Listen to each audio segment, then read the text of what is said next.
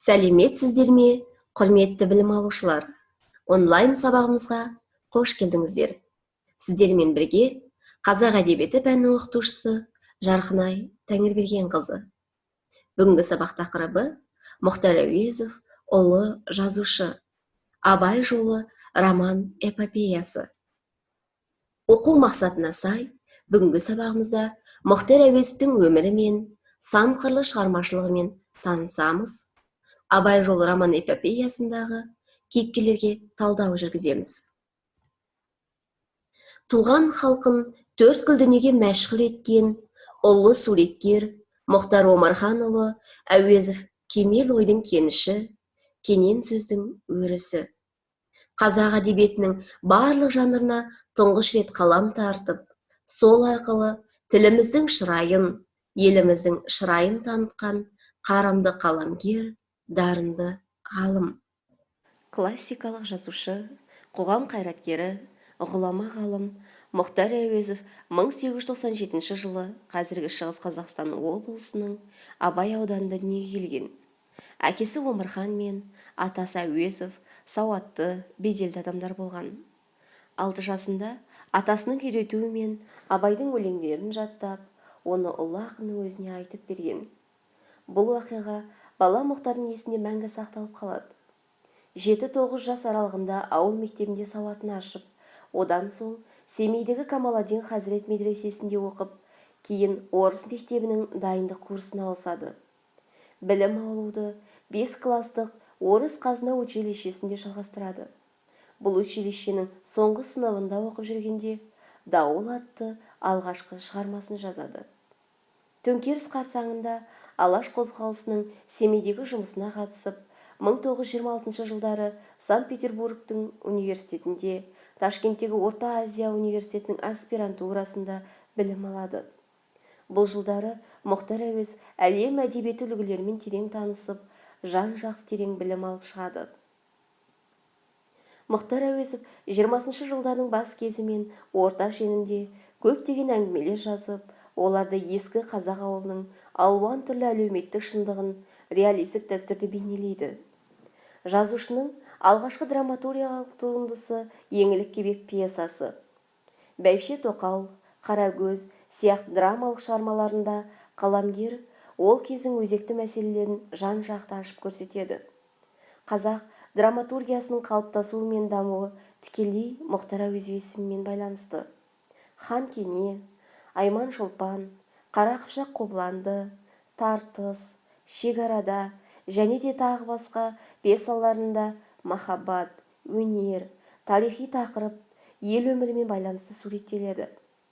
Мұхтар Әуезов өмір қайшылықтары мен теңсіздіктерді арқау еткен «Жетім», «Қорғансыздың күні» сияқты алғашқы әңгімелері мен қазақ әдебиетінде психологиялық прозаның үлгілерін тудырды.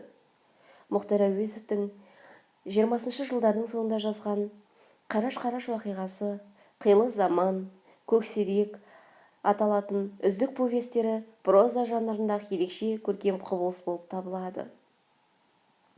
Жазушы Абай жолы роман-эпопеясы арқылы халқымызды бүкіл әлемге танытты. Қазақ елінің мақтанышына айналған Абайдың өсу жолын көрсету арқылы қаламгер халқымыздың өсу жолын ашып көрсетті. Ұлы Абайға арналған еңбегі үшін жазушы КСРО мемлекеттік сыйлығының Лениндік сыйлықтың лауреаты атанды. 1961 жылы қайтыс болғаннан кейін жазушының еңбегі жоғары бағаланып, Ғылым академиясының әдебиет және өнер институтына, Қазақтың мемлекеттік академиялық драма театрына Мұхтар Әуезов есімі берілді. Заманмен бірге тебіреніп, мәңгілікпен үндесе білген қарымды қаламгер әдебиетке жаңа леп әкелді. Оның «Қорғансыздың күні», «Жетім», «Қыр суреттері», «Кім кінәлі» сынды әңгімелері, «Көксерек», «Қараш-қараш уақиғасы», «Қилы заман» сияқты повестері, Абай жолы, «Өскен-өркен» романдары, сондай-ақ «Отелло», «Асауға тұсау», «Ревизор», «Қорқыныш», «Ақсүйектер» аудармалары, «Еңлік кебек», «Бәйбіше Тоқал», «Қара Қыпшақ Қобыланды», «Қарагөз», «Айман Шолпан» сынды драмалық шығармалары бар. Солардың ішіндегі шоқтығы биік шығармалардың бірі қазақтың көркем прозасын классикалық деңгейге көтеріп, әлем әдебиетіне көркемдік қуат әкелген үздік туындыларының бірі Абай жолы романы болатын. Абай жолы романы туралы толығырақ білу үшін келесі бейнероликті мұқият тамашалайық. Абай жолы роман эпопеясында жазушы 19 ғасырдағы қазақ халқының өмір салтын, заман шындығын бейнелей келе сол қилы замандағы Абайдың ақындық өнері мен азаматтық өмірін, жалпы Абай тұлғасының дамып қалыптасу заңдылығын баян етеді. Бірінші кітапта өмірдің қаталдығы мен қоғамның ымырасыз заңдылығын жаңа сезініп келе жатқан бала Абай жасына, тәрбиесіне, тәжірибесіне, қоғамдық арманына лайық өзіндік ерекшеліктермен көрінеді. Екінші кітапта Абайдың ақындық өмірге қадам басуы, шөж ақынмен кездесуі, барлас ақынның үлгісі, орыс оқығандарының ықпалы, олармен пікірлес болу және туған халқының әлеуметтік өміріндегі әділетсіздікке қарсылық сияқты мотивтерден туындайды.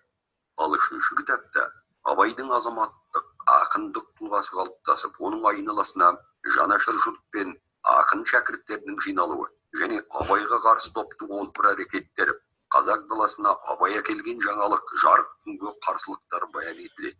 Мұнда Абай аға тұлғасы қалыптасады. Эпопеяның соңғы 4-ші кітабында Абайдың бүкіл қазақ даласына әділдігімен, шешендігімен, жанашырлығымен, ақындығымен танылуы, ақын шығармашылығының кемелденуі, Абай тұлғасының қалыптасуы көрінеді. Абайдың азаматтық, ақындық, ағалық тұлғасы бүкіл қалың қазақ халқының рухани өсуіне алып келеді. Мұхтар Әуезов Абай жолы эпопеясында Құнанбай табиғатын танытуда өз заманының саяси көзқарасы бойынша өмір шындығын бұрмалауға мәжбүр болған. Роман эпопеяны зерделей оқыған оқырман Әуезовтің Құнанбайды өз дәуірінің тіршілік тынысына сай өмір сүрген, бір басының қарама-қайшылығы жетерлік кейіпкер ретінде бейнеленгенін байқайды. Құнанбай бойындағы қаталдықтың төркінін жазушы әрбен аңғартып отырады, себепсіз салдар жоқ екенін алыстан бағамдатады. Өмірде Құнанбай мен Абайдың арасы дәл эпопеядағыдай күрделі қарым-қатынаста болмаған. Мұны баласы Әбіш қайтыс болғанда шығарған арғатасы қажет деп басталатын жоқта өлеңінен де аңғаруға болады. Романдағы Құнанбайдың ел билеусіндегі шеберлігі өзара бірлік табыс екенін еліне жақсы танытқандығы. Ел арасында араздық болса лезде жойып отырады, араздасқаны болса олжадан қалдырып жазалап өз ырқына көндіріп отырған. Құнанбайдың ел билеусіндегі жалпы өмірдегі әділ асыл қасиеттерін автор ашық айтып көрсете алмаса да, алыстан орағытып астарлы сөздермен кейіпкерлер аузына салып отырады. Мәселен, Бөжей, Байсал, Қаратай, байдалылар бір жиында мырза кім дегенде мырза Құнанбай, тағы біраздан соң шешен кім дегенде шешен Құнанбай, енді бірде жақсы кім дегенде жақсы Құнанбай деп өзара жауап береді. Сонда Байсал, "Уай, көкші, не оттап отырсың өзің? Шешен Құнанбай екен, мырза Құнанбай екен, жақсы Құнанбай екен, ендеше не көкіп алысып жүрміз онымен" дегенде Қаратай, "Уай, Тәңір-ай, мен Құнанбайдың өзге жағынан мен тауып алысып жүрмін бе? Жалғыз-ақ не қылайын жоқ қой, сондықтан кетіп жүрген жоқ па" дейді. Міне, ел билеуде тапқырлық, әділдік, өткірлік, шешендік, мырзалық қасиеттер маңызды болса, Құнанбайға осы асыл қасиеттердің бәрі тән екенін әрбір оқырман іштей ұғына алады. Абай жолы шығармасы туралы әлем әдебиетінің өкілдері өзіндік жоғары бағасын берді. Атап айтар болсақ, неміс жазушысы Альфред Курелла, француз жазушысы Луи Арагон, камерундық жазушы Бенджамин Матифтің пікірлерін оқып таныссаңыздар болады. Келесі тапсырма кейіпкерлер галереясын толықтыра отырып, әр кейіпкерге тарау эпизодын көрсетіп, кейіпкердің мінезін ашатын үзіндіні мысалға келтіріп, кейіпкерлерге мінездеме бересіздер. Сондай-ақ, романдағы әйелдер бейнесіне талдау жүргіземіз.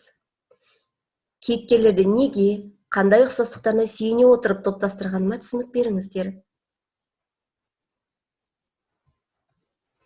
Келесі тапсырмада Абай Құнанбайұлының 1-ші томнан бастап 4-ші томға дейінгі аралықта өсу жолын және Құнанбайдың құлдырау жолын тарқатып түсіндіріп, ойларыңызды жазыңыздар. Сондай-ақ берілген сұрақтарға жауап беріңіздер. Ұлы ақын Абай Құнанбайұлы мен заманның заңға жазушысы Мұхтар Әуезовті Вен диаграммасы арқылы салыстыру жүргізіңіздер. Жүрегімнің түбіне терең бойла, мен бір жұмбақ адаммын, оны да ойла. Соқтықпалы, соқпақсыз жерде өстім, мыңмен жалғыз алыстым, кінә қойма. Абай Құнанбайұлының өлеңін негізге ала отырып, ой толғау жазамыз. Бүгінгі сабақтан алған тың мәліметтерді, тағы да не білгілеріңіз келетінін білім қоржынына жазуды ұмытпаңыздар. Үйге тапсырма: Абай жолы роман-эпопеясын оқу.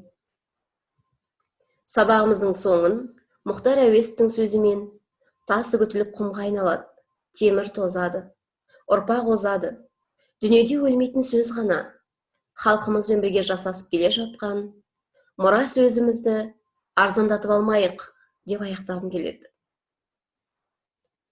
Көрсетілген сілтемелерге сүйене отырып, бүгінгі тақырып бойынша толығырақ мәлімет алыңыздар. Сондай-ақ, бүгінгі сабаққа қатысты сұрақтарыңыз болса, WhatsApp, Telegram, Skype, электронды пошта арқылы кері байланыс жүргізулеріңізге болады. Назарларыңызға рахмет.